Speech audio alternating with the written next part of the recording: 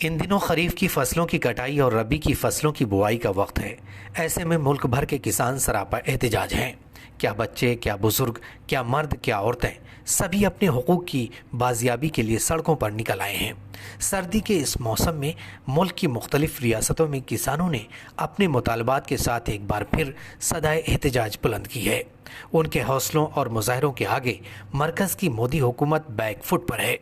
B J پی کی زیر اقتدار ریاستی حکومتوں سے جوجھتے ہوئے پنجاب، ہریانہ اور مغربی اتر پردیش کے کسانوں نے بالآخر قومی دارالحکومت دہلی میں قدم رکھ دیا ہے۔ اس دوران کسانوں نے اپنے احتجاج کو جاری رکھتے ہوئے کیا کچھ نہیں برداشت کیا۔ پولیس کی لاٹھیاں، آنسو گیس کے گولے، ٹھٹھرتی ٹھنڈ میں پانی کے تیز کینن، مختلف مقامات پر گرفتاریاں، دوران احتجاج گرمیت لہرا جیسے کسان سپوتوں کی موت اور بہت کچھ۔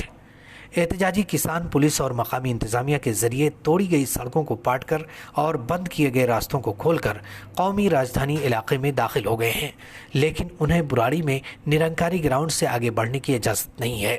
خیر، کورونا کے اس دور میں مودی حکومت کے ذریعے راجدھانی میں کسانوں کو احتجاج کی اجازت کا دیا جانا کسانوں کی ایک کامیابی ہی ہے، ورنہ مرکزی حکومت کے زیر کنٹرول دلی پولیس تو راجدھانی کے کئی کھیل میدانوں کو عارضی قید خانوں میں تبدیل کرنے کی فراق میں تھی۔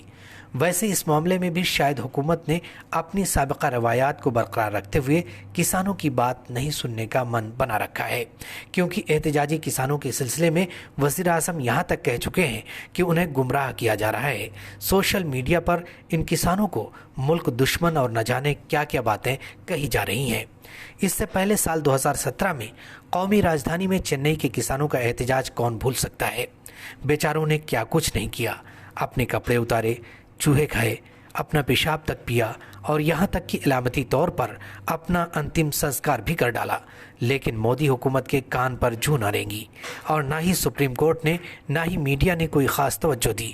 بہرکیف کسانوں نے بھی لمبی لڑائی کا من بنا لیا ہے اور بول دیا ہے، ادھر آ ستمگر ہنر آزمائے تو تیر آزما ہم جگر آزمائے۔